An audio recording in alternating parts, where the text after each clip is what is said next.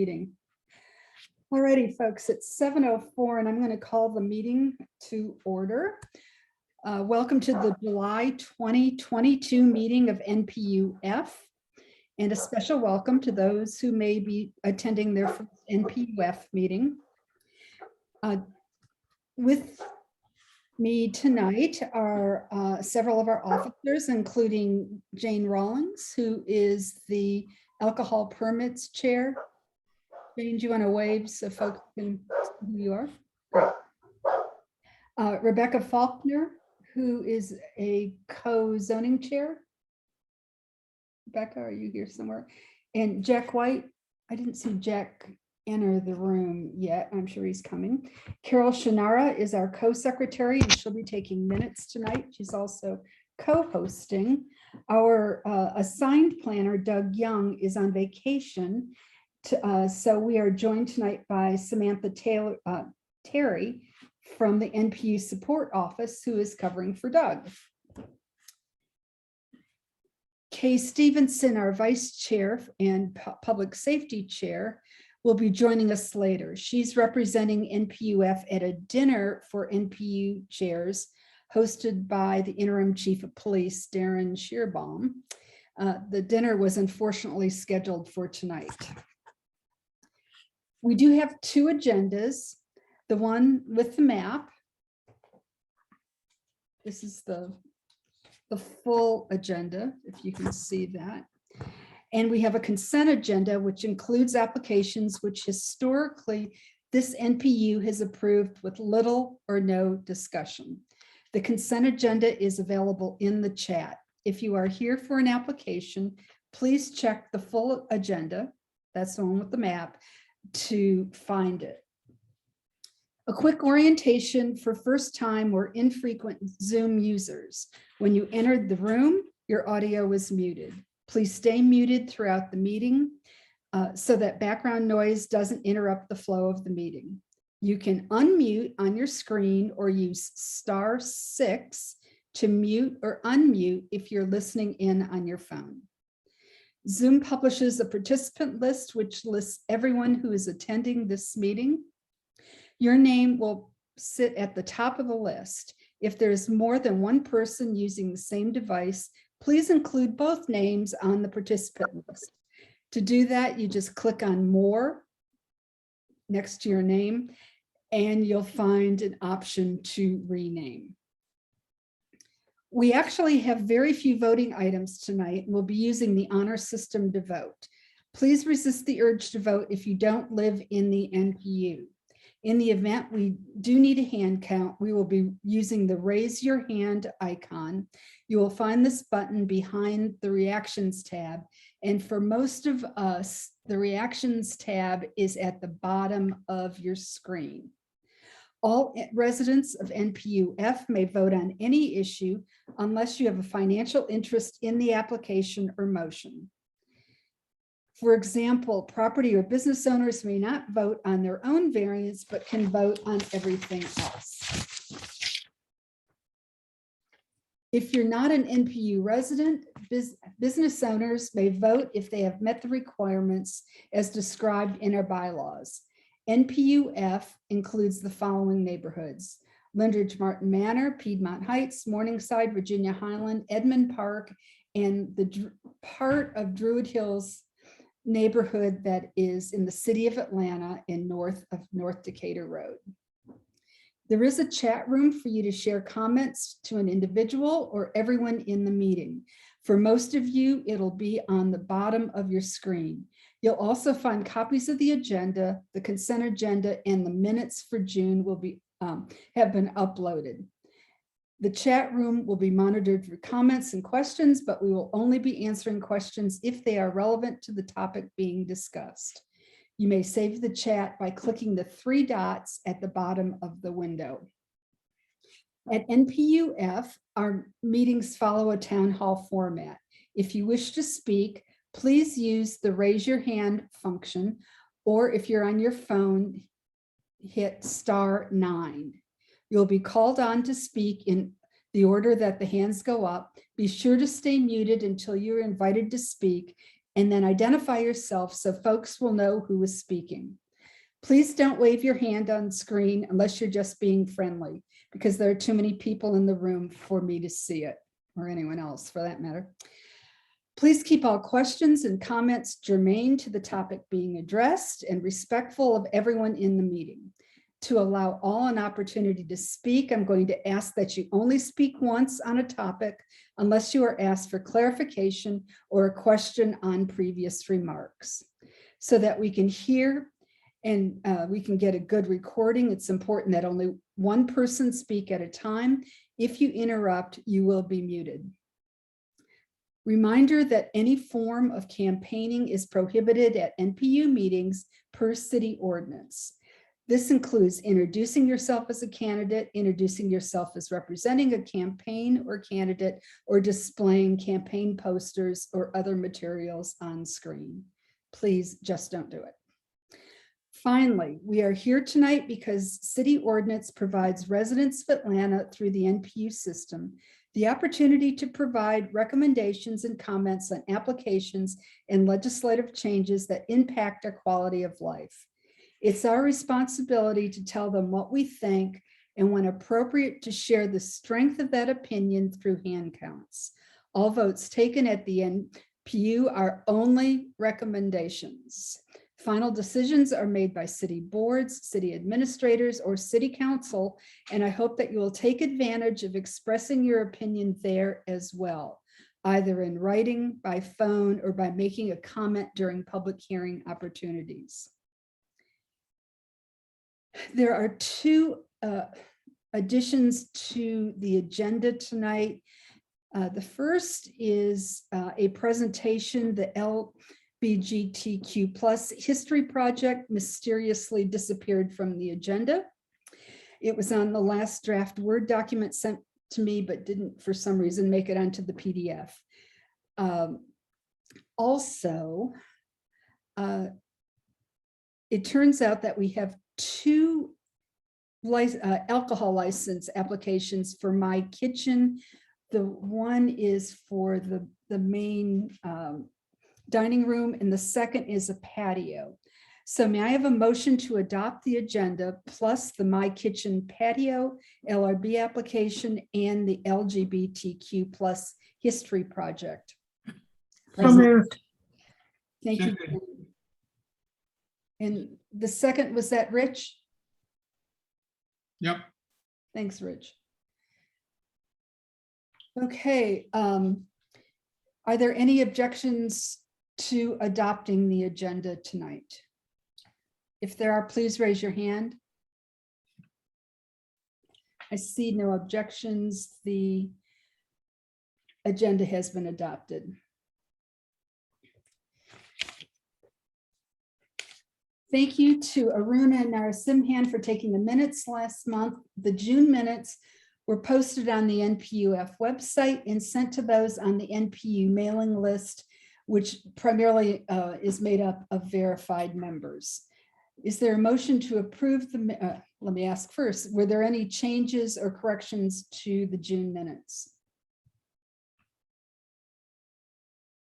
I see no hands raised. Is there a motion to approve the minutes for June? Thank you, Rich. Is there a second? Second. Thank you, Jane. Okay. Just so that everyone has an opportunity to find their raise the hand function so that y'all know where it is. If you're in favor of the motion to approve the June 2022 minutes, please raise your hand.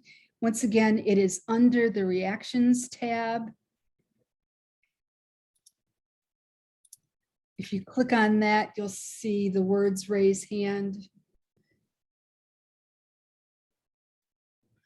Sometimes folks see the thumbs up. That one doesn't count. Okay, the number's not changing. I see 14 ayes. Let me lower those. Is there anyone opposed to approving the minutes for June, please raise your hand. I don't see any nays. By a vote of 14 ayes and 0 nays, the motion carries. I have 2 announcements, and then we'll start off with reports from city departmental representatives. This is the second call for proposed changes to the NPU-F bylaws and our policy sheet. You can find a link to both documents on the consent agenda or on the NPU-F website. This is a process that we go through every year. So it's our once-a-year opportunity to make changes or corrections. You can send those proposed amendments to me or to any of the officers. And my email address is at the top of the agenda. The second announcement is that the NPU-F Executive Committee will meet on July 25th at 7 p.m. via Zoom to discuss and prepare recommendations to be announced at the NPU in August. We will then take a vote on any bylaw changes and policy sheet changes in September. We are required by ordinance to submit a copy of our bylaws for 2023 by September 30th, or the city will not accept any recommendations from the NPU. So if you've got any suggestions, please let me know. Other executive committee agenda items are on the consent agenda. I saw that we have a couple, let's see. Major Mitchell from Zone 2, do you want to start off tonight? Sure, I'll start off. Good evening, everyone. Major Mitchell, Zone 2 here. So first, I'll just give a brief overview of where we are in citywide and then Zone 2, and then talk about NPU-F area. So currently, year to date, we're up citywide 8% in crime. Currently, right now in Zone 2, we're down 11% in crime. It's been, you know, as the summer months go on, it's always a challenge with children being out of school and a lot of target-rich areas. And so we usually see an increase in law enforcement during the summertime. So it's been an uphill battle, but I think we're making good progress. We're still down compared to last year. Currently in Zone 2, 40% of our crimes are car break-ins, and as well as 212's beat, which is a part of NPU-F. Same thing, 40% of the crime over there are car break-ins. So that's been a challenge for us. You know, of the 11 beats that we have, 212 right now, year to date, is responsible for about 8% of the total crime in the zone.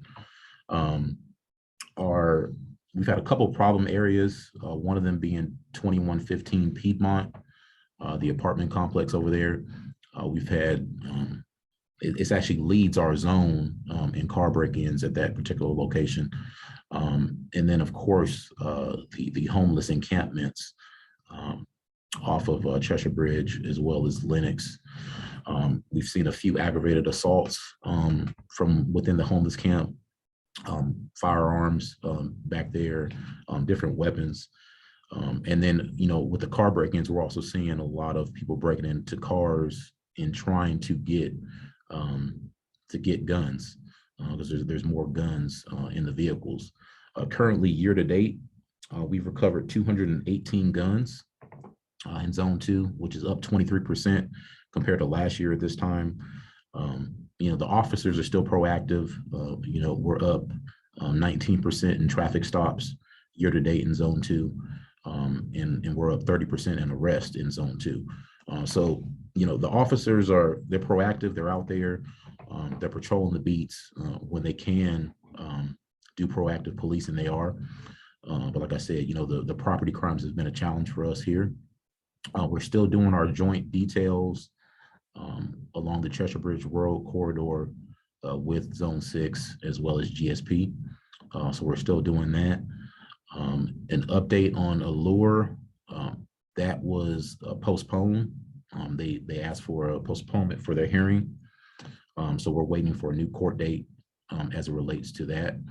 We got a couple calls about a car wash type thing that they had there. We received a few emails and calls about that. We went there, we cited a lot of people, towed a lot of cars. So thank you to the members that called and emails. We were able to take care of that. But that's kind of just a brief overview of where we are. Our summer plan is still in effect. So that will continue through Labor Day, and then we'll transition to the fall plan. So we're moving in the right direction. Like I said, we're still trending down in all of our crimes in Zone 2, with the exception of burglaries. We're up in burglaries this year, and Zone 6 is also having that issue. The majority of our burglaries that we're seeing are storage units, as well as Zone 6. And so we've met with management. We're asking people to continue to go on connectatlanta.org to integrate your cameras if you have them. And then for the arrests that we're making, we're asking people to join Court Watch to follow up with the courts for the releases of these offenders that we're arresting. But my information is in the chat. If there's anything additionally you guys want to talk to me offline about, any concerns, please email me and I'll be more than happy to get back with you. Does anyone have any questions for Major Mitchell? Please raise your hand. Rich. Major, thank you for your report. When you mentioned that there were 213 weapons recovered, what does that mean? These were stolen? They were, could you elaborate, please? Yeah, so those are guns that we recover from convicted felons. Some are stolen. Just various encounters that the police have with people taking guns off the street. So some are traffic stops, some are suspicious people stops, some are in cars. But yeah, 218 we recovered this year so far in Zone 2. Thank you. Phyllis Swingo. Hi, Major Mitchell. Thank you for being here tonight. I have kind of a technical question.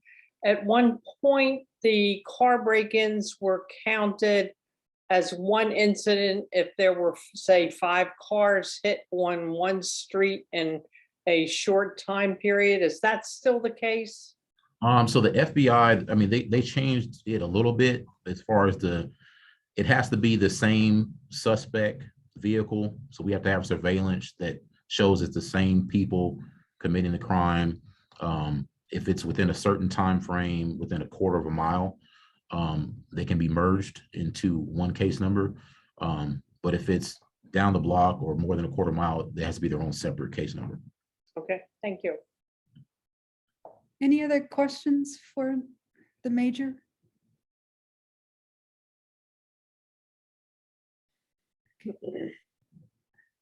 See anyone else? Captain Malecki from Zone 6. Welcome. Hey, good evening, everyone. Peter Malecki, I'm the assistant commander for Zone 6. As Major Mitchell said, Zone 6, we see kind of the same things in some of our areas. I'm going to put a link to Connect Atlanta in the chat and also to the Fulton County Court Watch in there as well. Those are 2 great programs. Just to give you guys an update on where we are with Connect Atlanta. As of right now, we have over 4,100 registered cameras.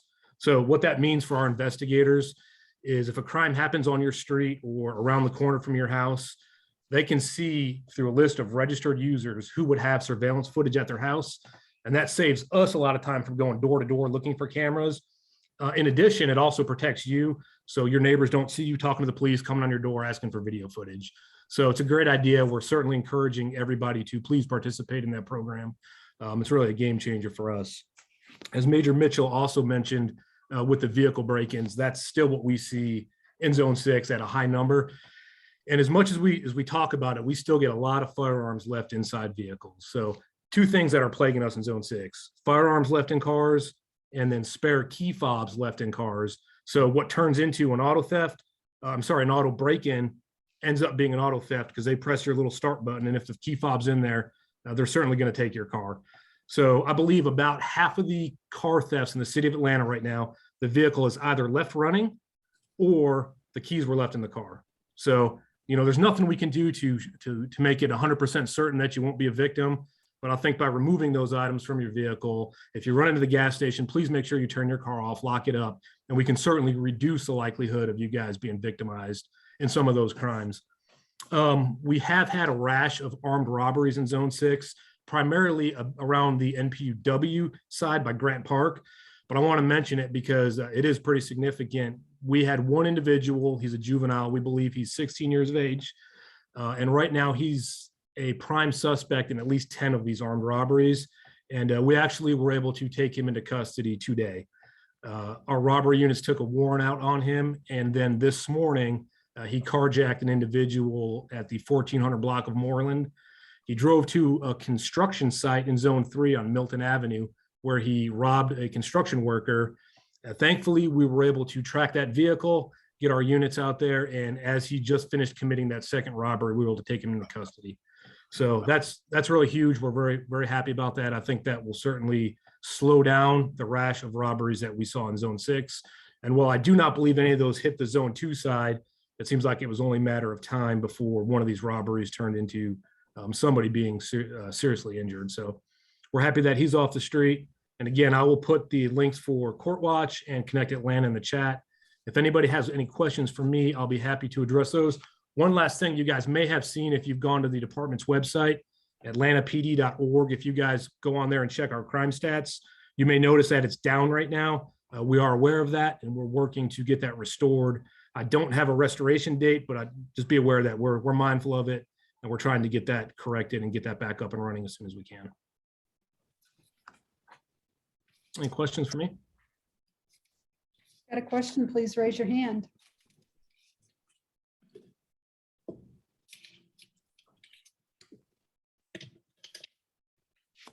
Captain, I don't see any hands raised.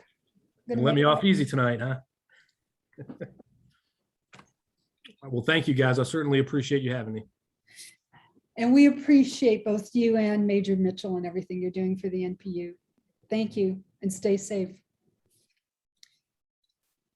Is there anyone here from Atlanta Fire and Rescue? I didn't see anyone in the list, but I just wanted to check. Okay, APD code enforcement.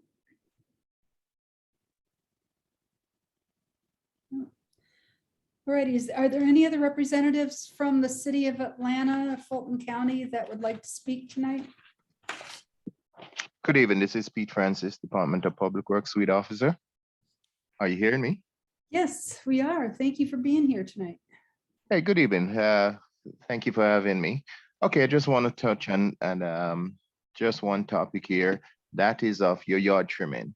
I just want to remind the resident that your bulk yard trimming must be scheduled.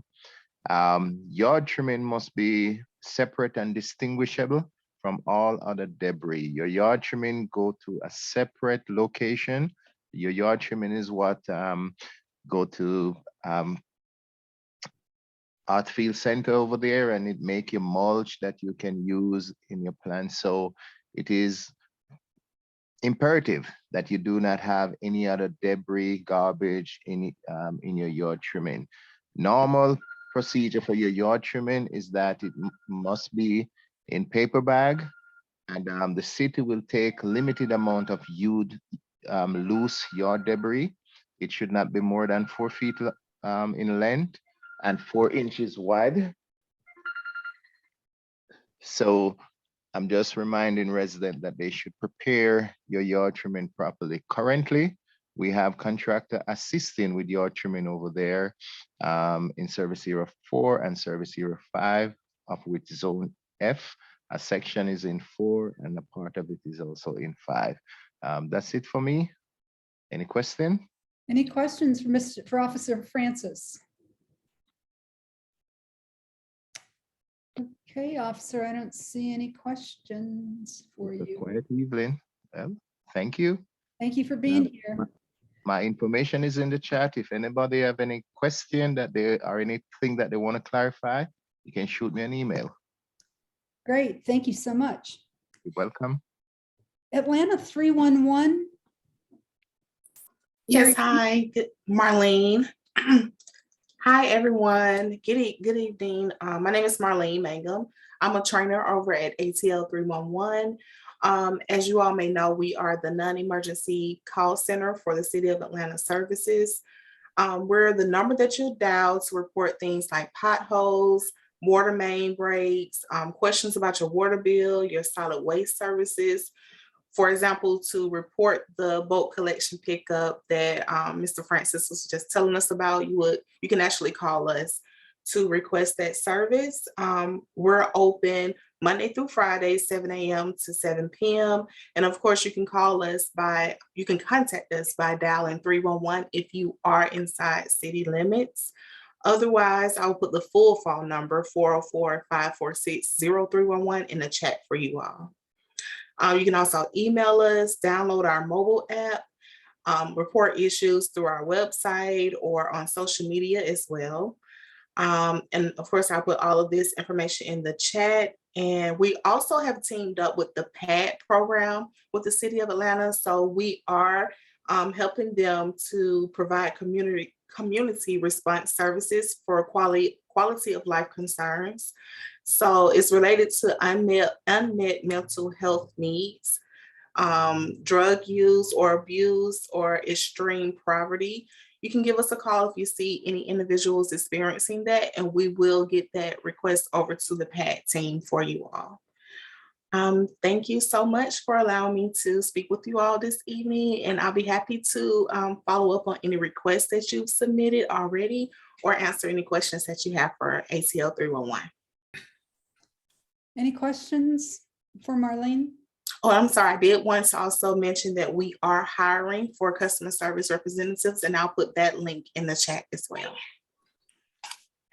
Great. Marlene, this is Bill Compton. Do you have a status on case number 134020? This is at the intersection of Rock Springs and Piedmont, where they recently striped on Piedmont on the Rock Springs side, and they forgot to put a straight arrow. So it only says you can turn left or right, and you can't go straight across the intersection. So unfortunately, since people don't know which lane to get in order to go straight, you can have two lanes that are both trying to go straight across the street at the same time. So it's a significant safety hazard. And it's been like that for approximately 2 months. Okay, I'm looking that up for you right now, and I can definitely respond back to you as I find the information through the chat option as well. That'd be great. It's and I'll put the case number into the chat if you could please follow up. Thank you. Okay. All right. Thank you so much. Thanks, Bill. Anyone else? Please raise your hand. Alrighty, I think that's it. Thank you. Any other representatives from the city?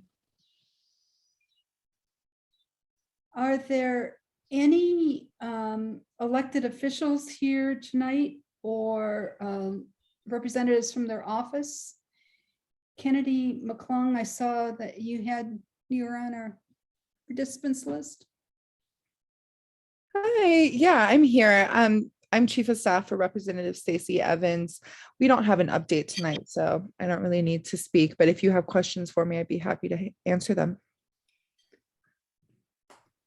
Great, thank you. Anyone else that's representing an elected official?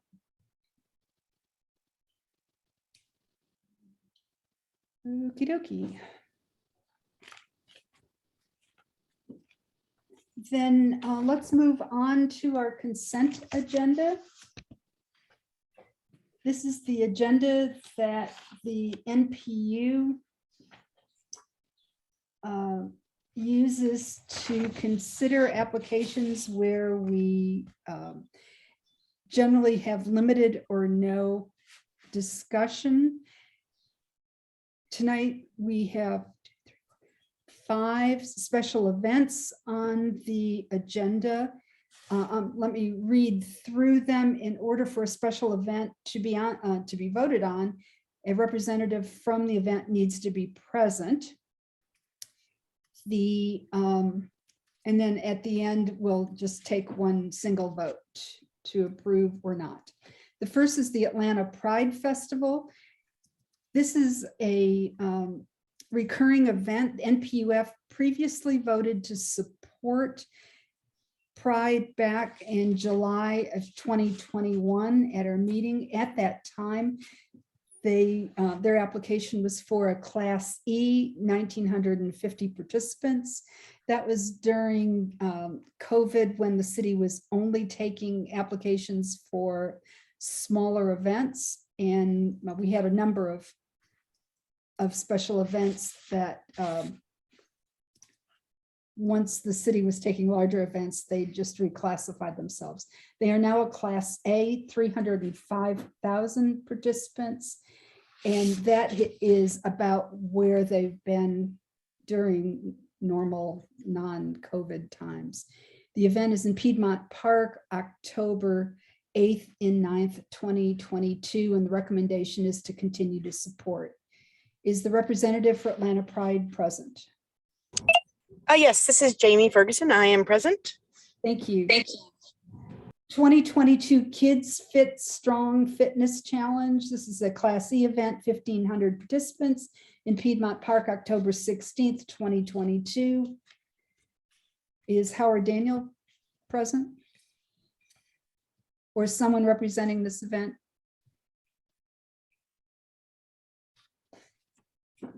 Okay, I'm going to make a note that they're not present. Freedom March. This is also a Class C event in Piedmont Park, October 29th, 2022. Is the representative present? Jeffrey McCall.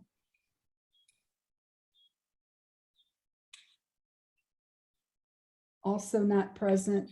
The Deer Music Festival, a Class C event, 1,500 participants in Piedmont Park, November 12th through 13th. Is Victoria Franklin present? Hi, guys, I'm here. Yep, great, thank you. And the last special event is the Walk to End Lupus. Now they have asked to be deferred. That event is scheduled for April of 2023, and it's a little premature to actually consider their application. So the recommendation would be to defer for that. Is there anyone here who wants to have an application removed from the consent agenda so that it can be discussed in their regular place on the agenda? Is there an applicant here who wants to have their application discussed at this meeting? All right. And is there anyone here who is in opposition to any of these recommendations? Seeing none, is there a motion to approve the consent agenda minus the 2022 Kid Fit Strong Fitness Challenge, Atlanta and Freedom March? And they are being removed because there is no one here to represent them. Is there a motion? So moved. Thanks, Jane. Is there a second? Second. Thanks, Rich. Okay, let us use the raise your hand function. All those in favor of the motion, which is to approve the consent agenda minus the 2 events as previously stated, please raise your hand.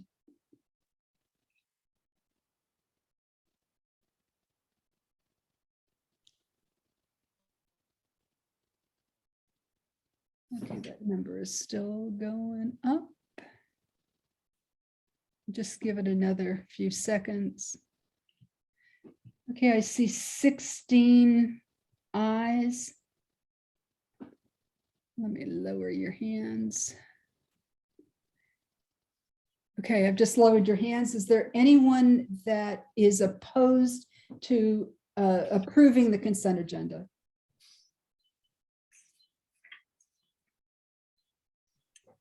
I see 0 nays. By a vote of 16 ayes and 0 nays, the consent agenda minus those 2 events has been approved. We're now going to move into matters for voting. The first is Freedom March.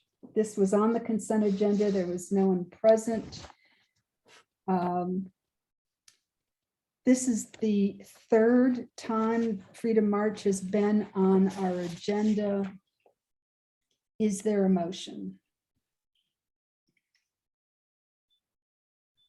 Move to defer. Okay. Is there a second? Yeah, withdrawal was that first one.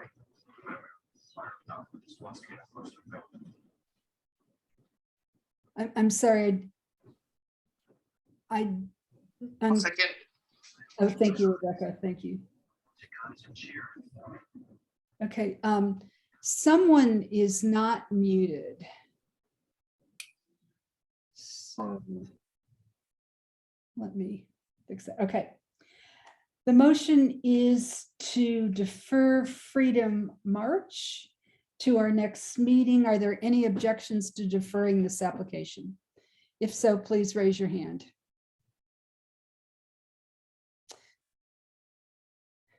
I don't see any objections. The motion carries. The next application is Music Midtown Festival. This is a Class A event. It's a gated event with 170,000 participants in Piedmont Park, September 17th through 18th. Mimi Renee, I think I saw your name on the participant list. Do you want to give us an update on your plans for 2022, and in particular, if there's anything changing from previous years? Thank you. Yeah, so no, there are not any big material changes from previous years. The event will be Saturday, September 17th, 12 to 11, Sunday, the 18th, 12 to 10. We will include a community portal on the Music Midtown site again this year to make it easy for submitting ticketing concerns. Those come directly to me. And yeah, but there are not a lot of changes. Actually, there are not any material changes. Debbie, you've been in stakeholder meetings with us and are remaining informed of our processes. The only thing that I don't yet have an update on is regarding the street parking discussion that we were having. But I'm still also waiting to see a copy of those, I think, from you.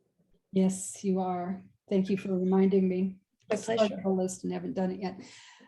And you're going to have 4 stages again this year Yes, in the same locations as. same locations. Any questions for Mimi on Music Midtown? Really? Well, at least you know you can access me if they come up. Right. When will the portal be ready? August 1st, it will launch. Okay.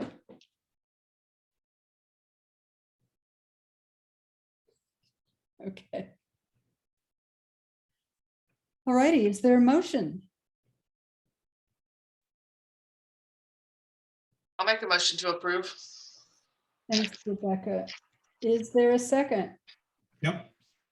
I'll second. Thanks, Rich. The motion is to recommend approval or to support Music Midtown Festival Class A event, September 17th and 18th. Are there any questions regarding the motion? Seeing none, all those in favor, please raise your hand.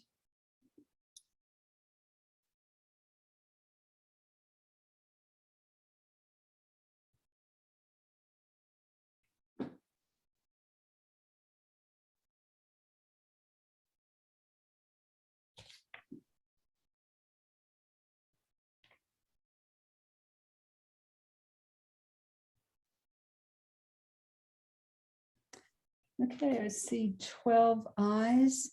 Oops, I'm sorry, 13. Let me lower your hands. Okay. All those opposed, please raise your hand.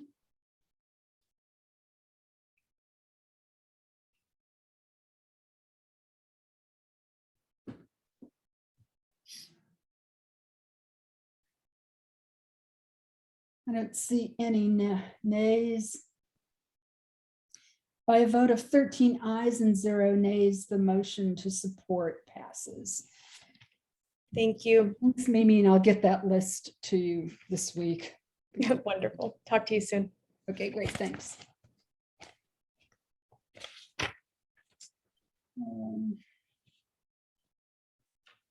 Okay, we've done that. The other event that wasn't present during the consent agenda vote was the 2022 Kid Fit Strong Fitness Challenge Classy event, Piedmont Park, October 18th, 2022. Is there a motion? Move to defer. Okay. Second. Okay. Motion's been made to defer the Kid Fit Strong Fitness Challenge to our next meeting. It's been seconded. All those in, if there are any objections to deferring this application, please raise your hand.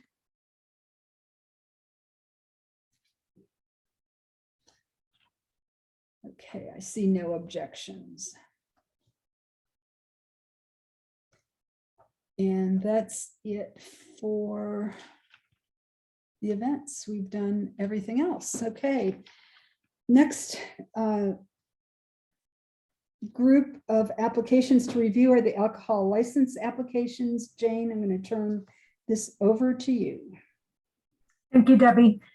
There's one alcohol application in our NPU to consider tonight, and that is Nom Restaurant LLC, doing business as My Kitchen, located at 1140 North Highland Avenue. This is the former Dinky location, and the agent is Christine Nguyen. This is an application for a new business to operate as a restaurant and patio, serving and selling liquor, beer, and wine for on-premise consumption. No live entertainment is planned. The location has had an existing alcohol license within the past year, is zoned neighborhood commercial, has a seating capacity of 80 on the inside and 20 on the patio. There is no history of alcohol denial, suspension, or revocation, either for the applicant or for the location. Operating hours Monday through Thursday, 11 a.m. to 10 p.m., Friday through Saturday, 11 a.m. to 11 p.m., and Sunday, 11 a.m. to 10 p.m. Is the applicant here? And if you would like to speak to the case or add any information, please do. Is Miss Nguyen here?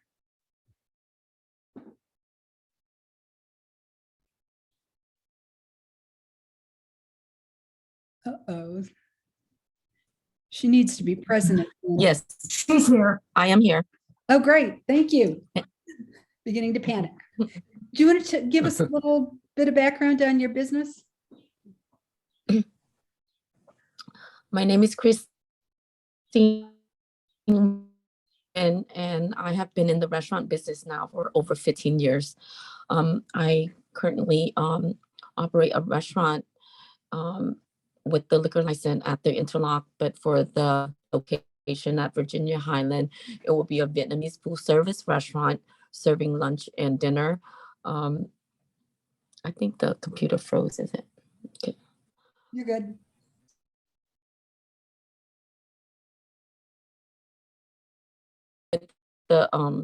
With the food, liquor, and a patio.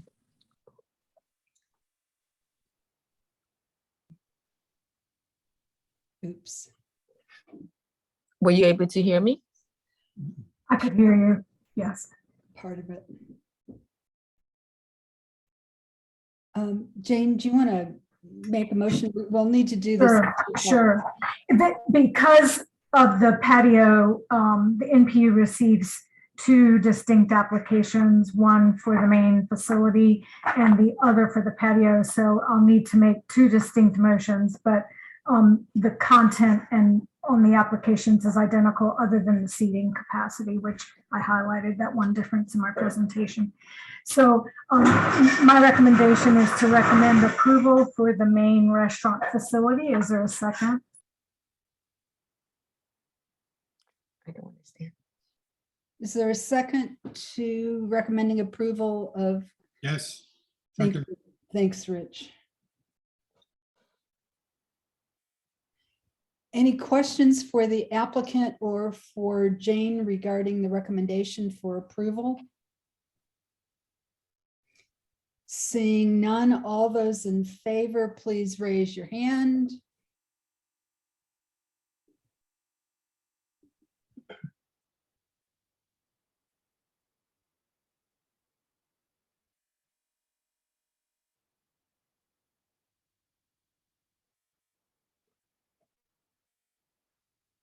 Okay. There are 14 ayes. I'm going to lower your hands.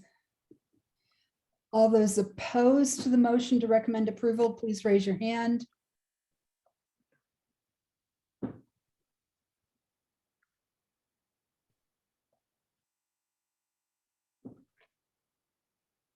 I don't see any opposed. By a vote of 14 ayes and 0 nays.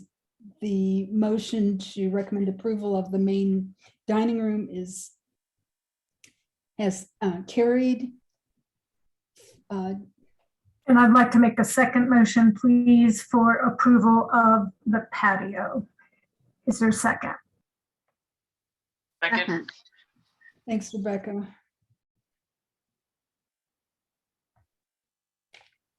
Okay, motion's been made and properly seconded to recommend approval of the an alcohol license for the patio for My Kitchen. All those in favor of the motion, please raise your hand.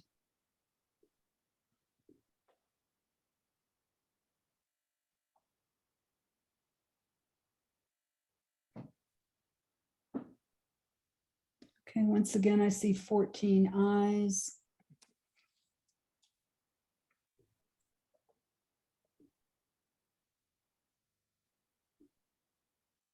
Is there anyone opposed to an alcohol license, recommending approval of the alcohol license for the patio? Please raise your hand. Okay, I'm not seeing anyone in opposition. By a vote of 14 ayes and 0 nays, the motion to recommend approval of the patio alcohol license carries. And then Jane, why don't we skip to the review and comment Fall Fest, no, it's the wrong one. Pizza Jeans. Yeah, this is an application that is actually in NPU-M as in Mary, but because it's within 300 feet of our NPU, the city does allow for review and comment of the application. I reviewed it. It's for a new business, Pizza Jeans LLC, and it's going to be located in Ponce City Market. William Streck is the agent. The only issue, and there's nothing really we can do other than request NPU-M to mention it to the applicant, or I can send an email to the applicant's attorney, but they do plan to have live entertainment, and it is an open air cafe. And I know there have been some complaints regarding noise from Ponce City Market spilling over into NPU-F, but they are allowed to have live entertainment. We are not the NPU on record who will vote on the matter. And because of the way the schedules fall, we end up hearing these applications before the NPU on record hears it. So my only comment would be to ask them to not point the speakers outward into the neighborhood and try to minimize noise pollution. Do they have like a cutoff at what time they have to stop making noise? So their hours of operation, let's see, are Monday through Thursday, 11 a.m. to 9:30 p.m., Friday to Saturday, 11 a.m. to 10 p.m., and Sunday, 11 a.m. to 8 p.m. So Okay, that's reasonable. agreed. Yeah.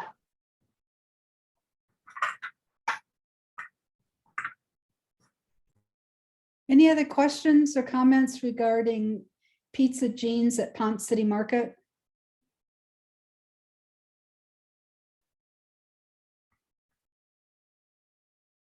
Okay, I don't hear any. I will make a note of those two comments and report them back to the city. Okay. The next item on the agenda is V2266, 654 Kimberly Lane.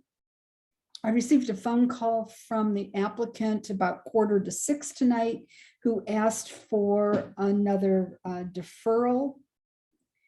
Are there any objections to deferring this application one more month?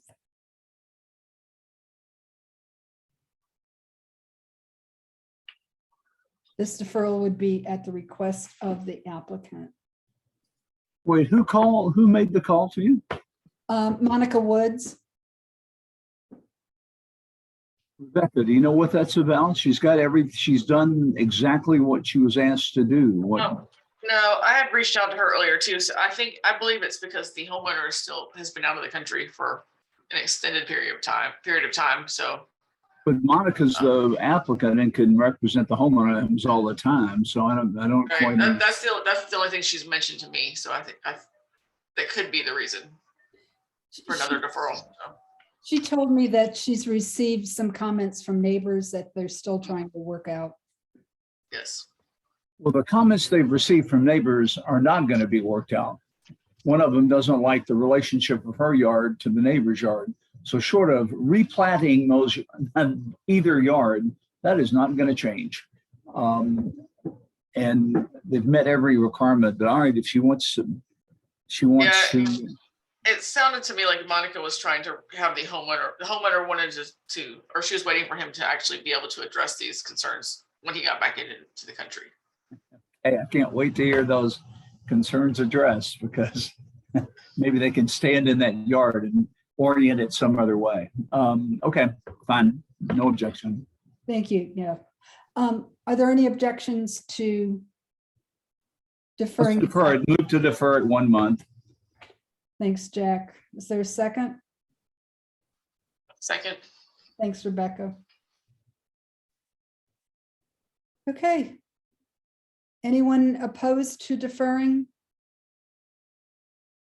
Not, but I'm going to have a comment in one split second. Let's take the vote, please. I don't want to interrupt that. Well, I was just going to ask if there's no objections, then we won't have to vote. Well, we do vote. We just accept without objection. That is a vote, but that's fine. I don't think there is any objection. I just want to point out this is not always well understood even here in our own NPU, but these folks are struggling to get a group together that can review their variances. They don't have many, and so that's low demand, and hadn't hardly mattered that they don't. But this example is a classic example of the reason why you should have one. They had one objection from one expression of concern from one neighbor who just didn't know the facts, and there was no formal way to get it to her, and who dropped her concerns when she realized she examined them a little more thoroughly. And another one from someone who's doesn't like the fact that the pool's backyard backs up to her side yard, which is a reality that was existed when all of the land was laid out. It's nothing that can be done about it. And I mean, the neighbor can, on her own, the concerned neighbor can plant trees. She didn't, anyway. This is just the opportunity. It's not well understood at this end. In many of this system only allows us to really be effective without muss or fuss at the very early stages of the process. That's when you can sometimes change the process. The architects can make adjustments. The homeowners can accept changes without moving heaven and earth. The further along it goes, the more costly it goes, the more involved it is. Architectural and building fees go up, and the city agencies start to weigh in. So just for our own sake, that's why the system that we have here can work. It doesn't always work, but it can work if we get notification out early to affect adjacent neighbors who are the ones who are most likely to care. That's when reasonable folks can express reasonable objections, and reasonable applicants can make changes if they wish. After this, it's the further you go, the harder it gets to do gracefully, and the more likely you are to just say too bad, which is what we should have said to this, in my opinion. But on we go. On we go. Thanks very much. We'll see you next month. Thank you, Jack, for your comments. All righty. Now, zoning review board applications. All right. Our NPU,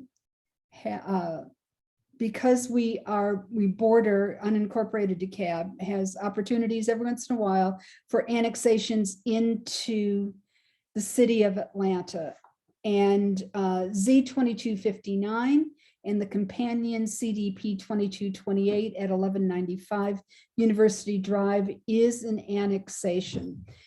The NPU does not vote on whether or not we want to annex, but what we do have a responsibility to approve is the conversion of the DeKalb County zoning district designation to a comparable City of Atlanta designation, and Z2259 does that.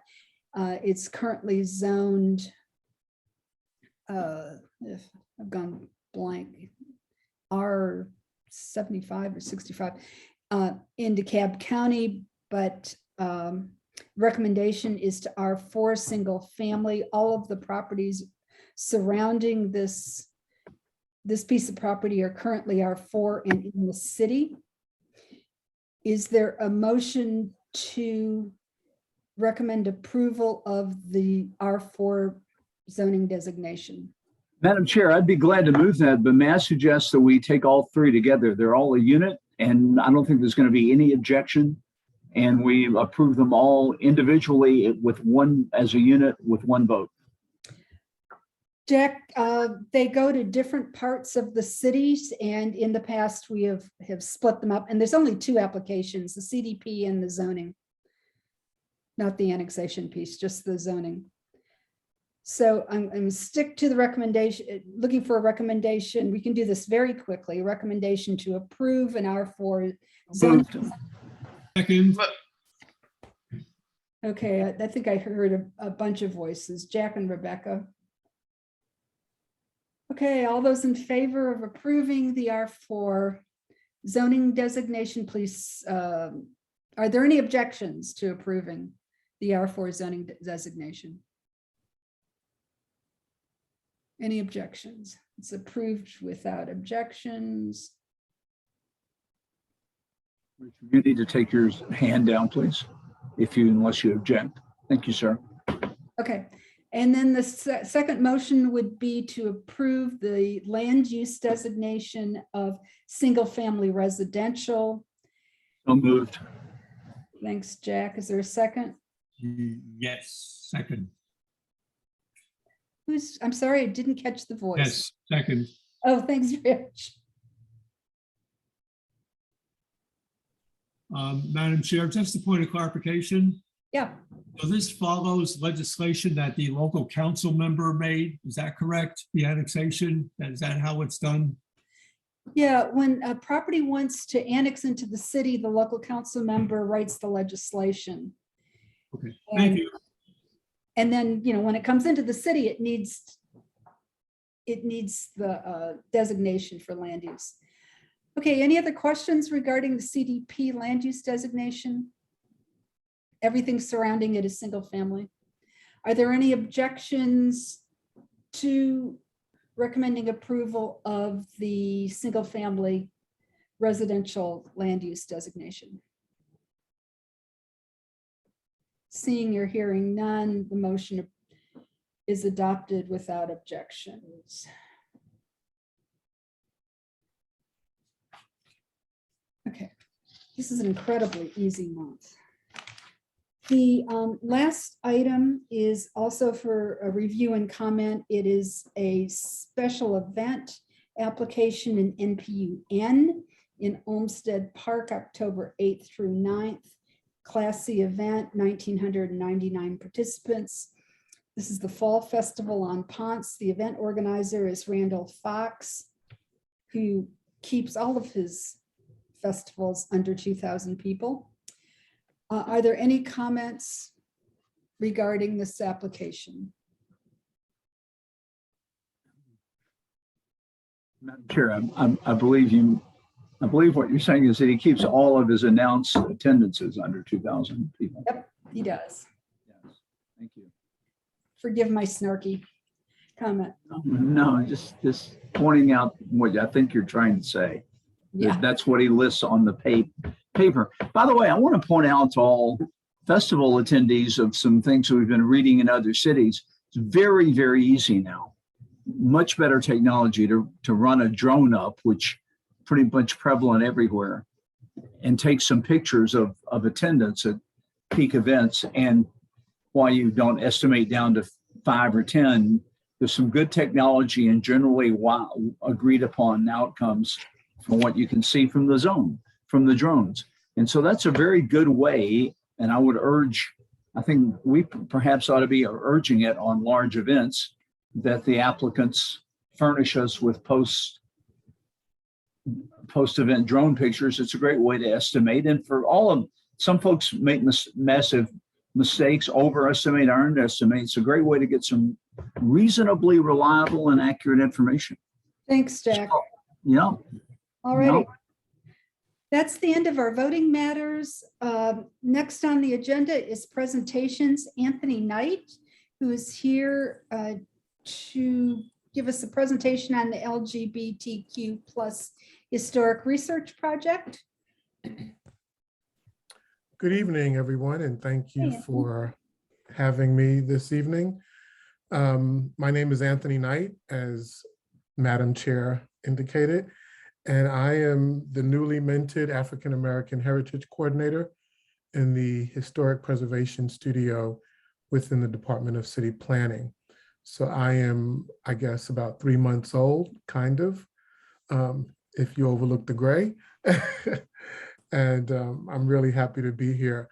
I am filling in for Doug Young, whom I know most of you know. He's on vacation and would have done this, but asked me to step in. So I'm going to talk a little bit about our LGBTQ plus initiative. Like my position, this initiative was born of our Future Places project. And so I'd just like to take a minute and briefly read the description of our Future Places project, which you can find in a link. I'm going to share my screen in a moment, and you'll be able to find it if you follow that link. The Future Places project is an effort to ensure that Atlanta is well positioned to champion and enact a wide range of historic preservation related initiatives for years to come.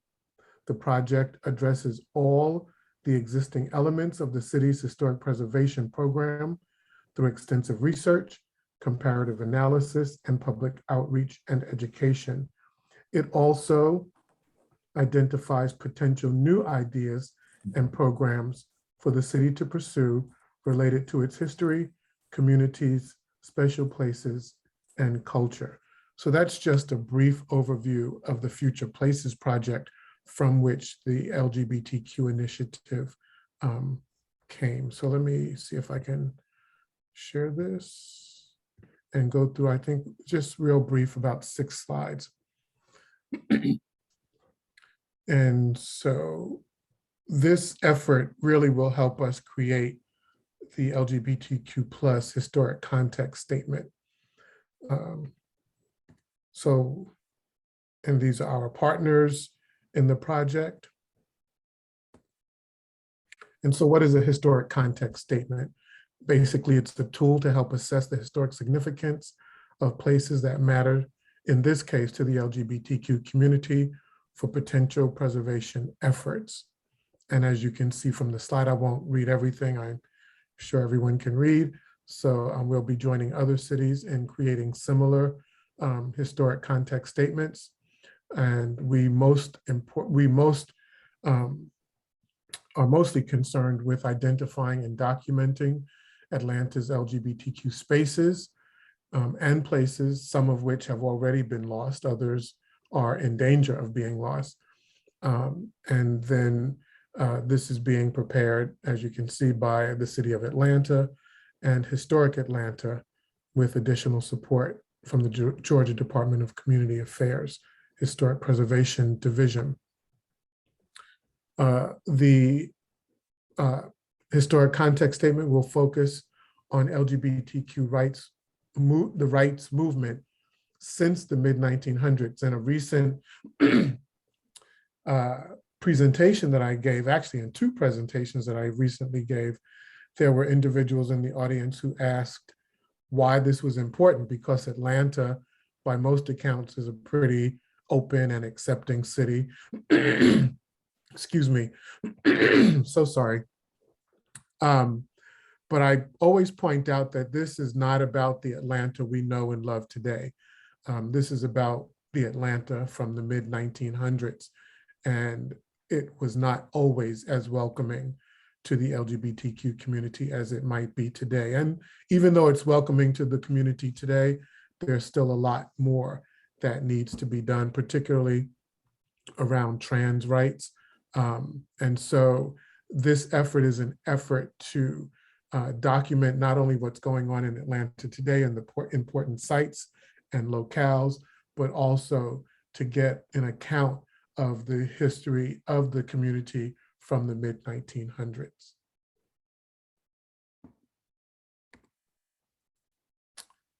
And so this document ultimately will provide the City of Atlanta and the State Historic Preservation Office with these deliverables. But most important, it's going to be a first step in a concerted effort to recognize and preserve LGBTQ spaces. And with the ultimate goal, as you can see from this slide, of nominating these places and spaces both locally as city historic sites and or districts perhaps, but also nationally through the National Register.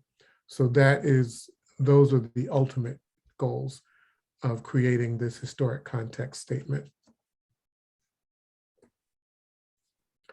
And so if you have a story to tell, or if you know of people who have stories to tell, and if you want more information, please take down these email addresses, and you can learn more about the historic context statement that we're creating for the LGBTQ community. We anticipate having an event sometime in the fall where we will invite folks from the community to come and participate, learn more about what we're doing, learn about the research and the information that we've accumulated to date, and then what our steps will be going forward.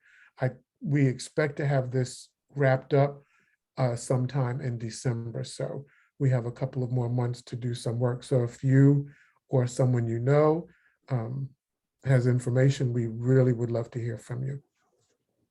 And unless anyone has a question, I'm happy to answer a couple of questions. Let's see if I can exit this thing.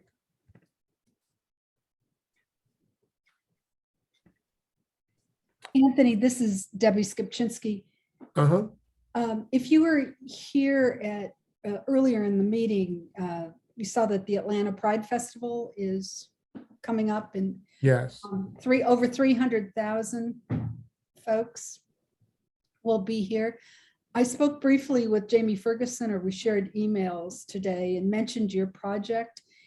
She said that she would be more than happy to have you or whoever is appropriate to be at the festival. You will have a wealth of information from that group. Doug and Charlie Payne from Historic Atlanta may have already been in touch with her or with someone from that organization.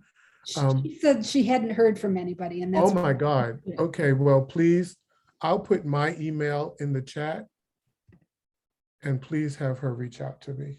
I'll be happy to do that. We have so many folks, I guess it's kind of hard to keep up. Mr. Knight, I have a question for you. Sure. So do you know what's become of the effort to memorialize, speaking from memory, on the 811 Ponce Place, the site of the historic arrest and the Bowers v. Hardwick case that's in Virginia Highland and NPU-F? No, I do not. Okay, Mr. Payne, Charlie knows about that. If you get a moment to talk to him, I don't see him as much as I used to.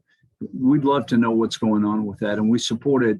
Virginia Highland does, and I'm sure the NPU will too, if there's any support we need for that effort. So just let us know if you would, sir. Can you give me that address again, please? Yeah, I may be off. I'm speaking from memory. I don't have the case in front of me. 811, it's the corner of Greenwood and Ponce de Leon Place. 811, I'm speaking from memory, 811 Ponce Place. Charlie knows the address very well. He'll be scorn me for not remembering it, but I think that's it. But I may be off. Let me just ask. The site of the arrest in the Bowers v. Hardwick case. That's the relevant point. And the what case? Bowers? Bowers v. Hardwick. That was a historic Supreme Court ruling in which the conviction of two adult men engaged in voluntary and consensual sexual conduct were convicted of sodomy, and the case was upheld at the U.S. Supreme Court, subsequently overturned in a different case. But still, it was a historic negative, one of the ones you mentioned earlier, not always welcoming, but it was overturned, and it's a good landmark. And so Charlie was working on appropriate language and a plaque, and I don't know, we can envision obstacles to every plaque, regardless of content. So even if it's mom and apple pie, there's always a plaque issue. So let us know, and if there's anything we can do, and say hello to Charlie, will you? Well, I'm not in touch with Charlie so much, mostly Doug is. This is something I help. This project is something I occasionally help with, but it's not my main focus. So I hear you. Doug and Charlie Doug particularly in my office would know more. Doug's great. Tell him we're still interested. Thanks. That would be great. I've written it down, and I will follow up with him when he comes back from vacation, I believe next week. So I will certainly follow up with Doug about that. Thanks for coming tonight. Appreciate it. Oh, absolutely. Happy to do it. Any other thoughts or questions? Any other questions or comments for Anthony? Doug should be back next month. I'm sure we can. Oh, he should. I think he'll be back next week, actually. Well, next month's meeting, so we can. Okay. Yeah, we can pick his brain. Okay, great. Excellent. Thanks for being here. Oh, my pleasure. Thank you for having me. And again, I put my email in the chat. If you want to send me an email, I can send it on to Doug, or if I can answer it, I'm certainly happy to do so. Great, thanks. Have a great evening, everyone. Thank you. Sam Terry, do you have a planner's report? Yes, ma'am. I had to unmute myself. Hi, everyone. My name is Samantha Terry. I'm actually here on behalf of Doug as well. I work in the NPU division of the City Planning Department, and I actually manage our NPU University program. I hope you all have been attending. First things first, 22-R-3414 requires the Department of City Planning to develop a set of best practices for NPUs and a Bill of Rights for NPU members. We're soliciting your input on that draft. A member of the NPU division, myself, is here tonight to record any feedback that you may have on the draft, and you can send any comments to your APAP representative or email npuatlanta@atlantaga.gov. city.gov no later than August 5th. Also, I'm going to put a link in the chat where we have an actual form. If you would like to formally put your feedback in, you can do that as well. NPU University offers free community leadership, planning, and civic participation courses. This month, we have civic participation for seniors on next Tuesday, July 26th, and Atlanta Community Engagement Playbook on Saturday, July 30th. Use the link in the chat as well to register and for more details on these courses. And both of these are actually in person. And my final announcement, the Department of City Planning is looking to hear, well, he just spoke on it, so I actually don't have to speak on it. So all the links and more information on these announcements will be posted in the chat, and my contact information as well if you have any more questions that you may think of. That's it for me, Ms. Debbie. Okie dokie. We are going to talk about the best practices a little bit later, not in great detail, but we will talk about that in a minute. Understood. Thank you, Samantha. Neighborhood and committee reports. Lyndridge Martin Manor, anything going on there? Yes, Debbie. If y'all recall, last meeting, we had two variances in Lyndridge Martin Manor, and one of them wasn't necessarily controversial, but it looked like something sort of fell through the cracks of B 6922. It was a garage that was going to extend beyond the front of the house, and then it was going to be enclosed. And we thought it needed two variances. Only one was submitted. Well, indeed, only one was necessitated because it was an unheated space. So the variance application was allowed to proceed. So I guess we just have to all make sure the city was right and we were sort of wrong on that, I guess. Thank you. Thanks for sharing. Anything else? That's it. Okay. Piedmont Heights, Bill? Hi, Debbie. Bill Compton, president of Piedmont Heights Civic Association. I have nothing to report this month. Okay. Morningside Lenox Park. Who's here to? Hey, Debbie. It's Marla. The MLPA is busy planning for some fun fall events, including our annual concert in the park series, a welcome to the neighborhood social for residents who moved to Morningside just before COVID, during the pandemic, or recently, and an inaugural pickleball festival called Battle of the Paddle. That's it. That's it? Yep. All righty. Virginia Highland?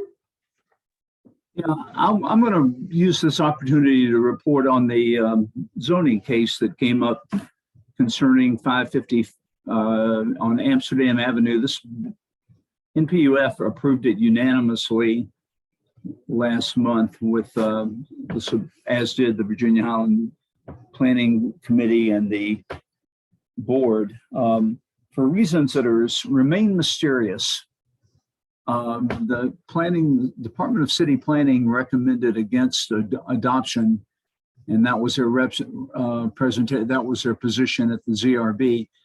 The good news is that the ZRB was skeptical of that position in the review ahead of the meeting, even more skeptical during the meeting, and unanimously passed it. The position that the NPU Virginia and Virginia Highland took without dissent and without discussion during the meeting, and with virtually no dissent by planning, which I think had just decided to move on. But it was puzzling, and it remains puzzling. Additionally, for fans of affordable housing at the same meeting, might be interested to know that two affordable housing projects in Southeast Atlanta in two separate neighborhoods, both with unanimous consent and support from their neighborhoods and NPUs, but were opposed by the planning department mysteriously, to those who like to predict such things, were also passed by the ZRB. And the only negative votes were from folks who thought it should be more intense, not less intense, which was the department's position. I take this not as things happen, but sometimes if you don't agree with your If you don't agree with the position of the planning department, you should always try to formulate an accurate, intelligent, and presentable position. In this case, the applicant's lawyer and one of the members of the Virginia Highland Planning Committee, who is a principal planner at Kronberg, did an extraordinary job of presenting the position. And there was just no discussion. It was just the board agreed with them. Doesn't often happen that way, but it did this time. And the board should, and citizens should take heart, in my opinion. By the way, the citizen who wrote the persuasive letter to this body approving that position, the next door neighbor, showed up at the meeting and lent his weight to the discussion. He happens to be a member of the Invest Atlanta board, as it happens, but that was coincidental. But he too was quite persuasive. Don't see it anyway. There it lies. Never give up. Thanks very much. Thanks, Jack. Anyone here from Edmund Park or anything going on from Edmund Park or the Druid Hills neighborhood in the city of Atlanta? Rich, Parks, Trees and Environment, anything? I've been in contact with Council Member Dozier to find out what's happening with the tree ordinance. Apparently there's a working group that's met a number of times and trying to come up with a solution. And I asked the council person, can NPU be of assistance? He said, wait till something comes out. I don't know when that will be. We don't know what form it will take. So that's where we are with the tree ordinance presently. Did he give any indication of when that might happen? No. Okie dokie. Okay. Leah Matthews. Yep, I'm here. Hi. Hi, How good. are you? Good. Report. Yeah, so not much. I've been gone the month and then the board is not meeting in July, but the next Atlanta Board of Education meeting will be August the 8th.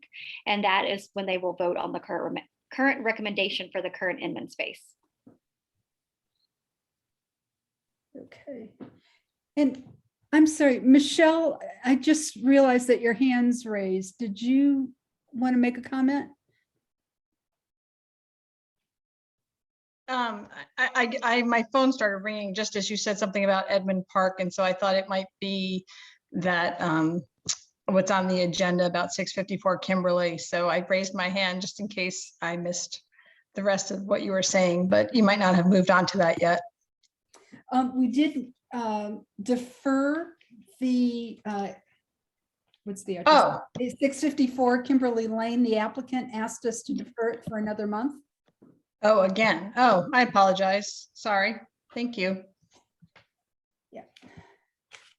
Are you a neighbor? I am. I have one of the adjacent yards. Okay.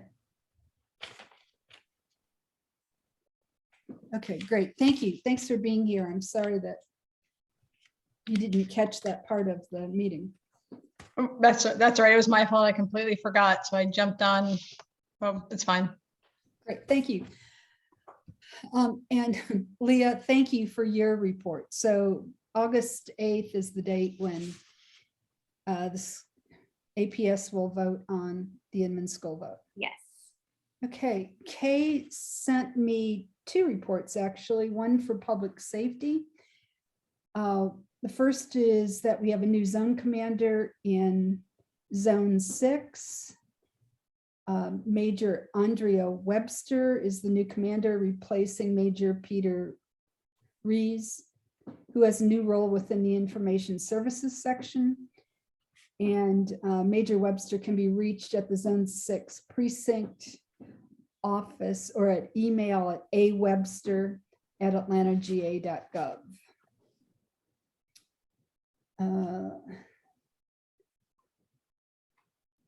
The APD has a new chief administrative officer, Peter Amon, former chief operating officer under Mayor Kasim Reed and also a candidate for mayor in 2017. Was appointed to a new position of chief administrative officer.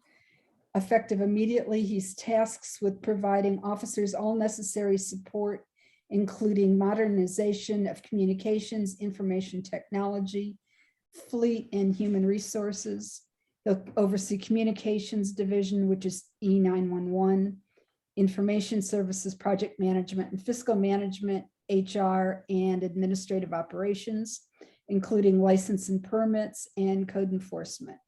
And he will be a direct report to Chief Shearbaum. And the last thing in our public safety report is access to APD and Atlanta Fire and Rescue leadership at NPU meetings. Please make sure that residents in your neighborhoods know that they can ask questions and give feedback to Atlanta Police Department, Atlanta Fire Rescue Command staff at our monthly NPU meetings. We see many residents posing questions, comments, and complaints on Nextdoor, which is really not an effective way to get answers or actions. Representatives can also provide direct contact information in the chat so that residents can call directly and don't have to wait for a monthly meeting. And then Kay is delegate to APAB, and she submitted a second report. The first, and she was at this month's meeting. We've been alternating the months, and this is her month. You just heard the LGBTQ plus historic context statement by Anthony Knight, so I won't read that part. The NPU Best Practices Project that Sam Terry mentioned briefly. There were 3 resolutions that were passed by APAB. The first was a resolution calling for the Atlanta City Council to modify the zoning section to explicitly prohibit gas stations in the MRC1 zoning district. Apparently, they're excluded in MRC 2 and 3, but not mentioned in MRC 1. The second resolution was a resolution calling for a database of records concerning existing zoning nonconformities, and the third, a resolution recognizing the value of existing legal nonconforming uses. And if anyone's interested in those resolutions, the specifics, I'll be happy to send them to you. And then finally, there was a discussion that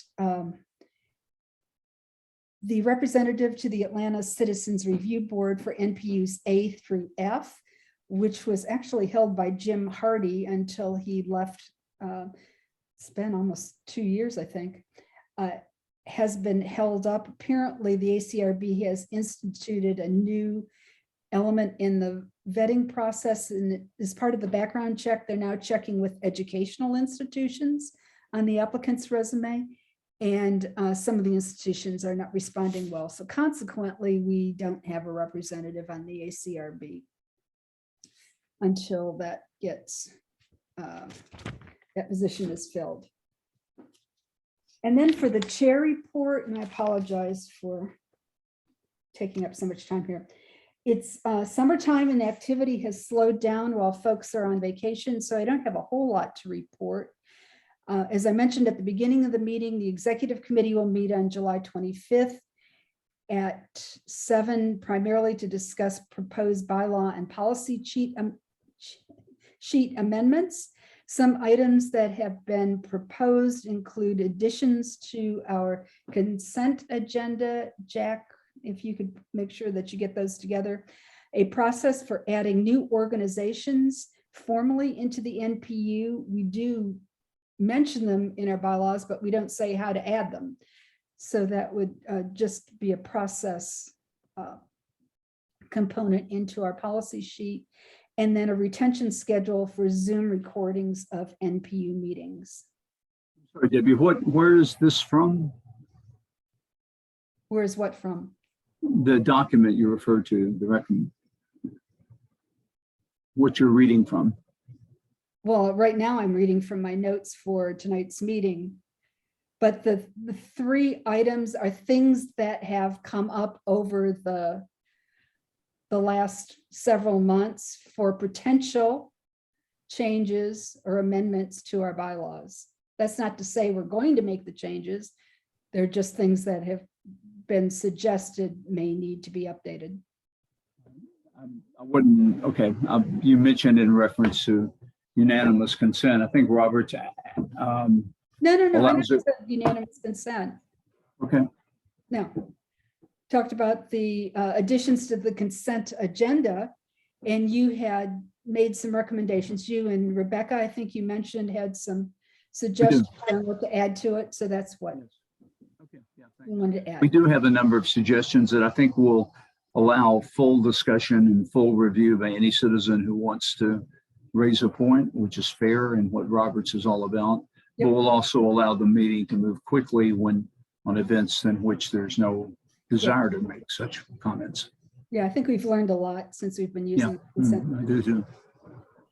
Okay, the next item is Music Midtown tickets. Music Midtown's offering the NPU 100 tickets for their 2022 concert. The NPU cannot receive those tickets because we're not a nonprofit. So I have asked Virginia Highland and Morningside to accept the tickets, but they have to sign a legal agreement. This is a brand new process, so we're still learning as we're going. If these neighborhoods are not interested, then we'll decline the offer. The Midtown Neighbors Association has been receiving Music Midtown tickets for a number of years. They raffle those off and they use the proceeds to support the M&A activities. So it is. That's certainly what Virginia Highland's planning to do, and I'd be amazed if MLPA didn't do the same. Yeah, I just need to hear from them because I need to get formal names and addresses to. Right. We'll send you a note immediately. Thanks. Thanks. Okay. And then the last thing is the best practices for NPU document. Kay mentioned it in her report. Sam has already mentioned it. The intent is to document best practices for effective and transparent NPU meetings and to increase citizen engagement. The stated intent is not to standardize practices across all 25 NPUs. The areas that are being documented include assessment of NPU health, participation, fair elections, leadership transition, conflict resolution, education, and training, communications, information sharing, and record keeping, meeting transparency, efficiency, virtual meeting management, and managing complex topics, and then application review and NPU recommendations, including the CDP, application processing and review, finalizing and communicating recommendations. This is a very lengthy document. There is a link to it from your agenda. I encourage everyone that's interested in the NPU system to take a look at it. If you've got any comments, please send them to Kay, who's the APAB delegate, or at the bottom of the page, there's also an NPU address that will send them directly to Department of the NPU Support Department. Are there any thoughts? Has anyone had a chance to look at those best practices? It is a massive document, but a lot of good stuff.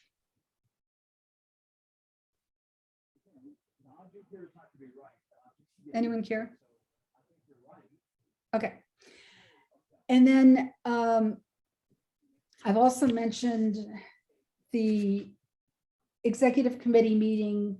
The agenda items are on the consent agenda for those that may be interested. It is open to anyone in the NPU or others, I guess, to come and provide input to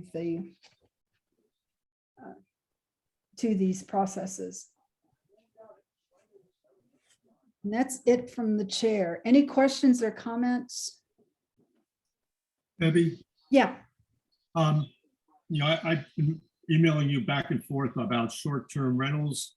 I'm wondering if it's possible if you could contact the city department and the city planning department and see if we could get at the next meeting an update on the city status on how that program is running.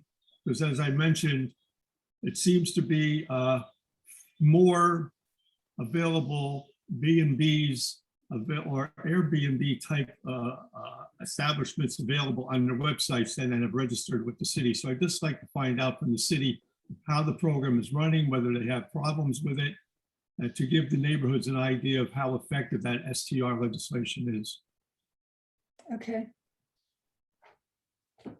I will do that. And Rich, as a follow-up, I finally found a name for the North Fork project. Okay, And was not able to get in touch with them before tonight's meeting, but we'll try again for next month. okay, if you could just send that to me, I appreciate it. Sure. Maybe we can get that person at the next meeting would be helpful too. Yeah.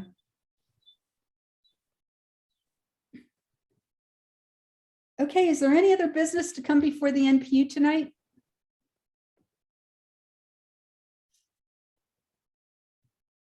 Anybody have anything else? All righty, is there a motion to adjourn? So moved. Second, Is that Kay? Did you slip in? Jane. Oh, Jane. Okay. Okay, are there any objections to adjourning the meeting? If not, the meeting's adjourned. Please